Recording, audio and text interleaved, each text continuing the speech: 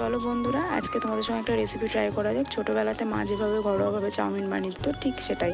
তো এখানে চাউগুলোকে ভালোভাবে নুন আর তেল দিয়ে আমি এখানে সেদ্ধ করতে বসিয়ে দিয়েছি। আর ওদিকে দুটো ডিম আর এর নুনটা আমি গুলিয়ে রেখে দেবো। এই নুনটা কিন্তু চাউয়ের সঙ্গে ছিল। আর আমি এখানে কিছু সবজি নিয়েছি আর নিয়েছি একটা চাউ মশলা। আর এই যে আমার চাউমিনটা সেদ্ধও হয়ে গেছে, তো আমি এখানে ঠান্ডা জল দিয়ে ভালোভাবে ধুয়ে জল ঝরাতে দিয়েছি। আর এখানে সবজিগুলো অল্প একটু নুন দিয়ে ভালোভাবে একে একে সমস্ত কিছু ভেজে নেব।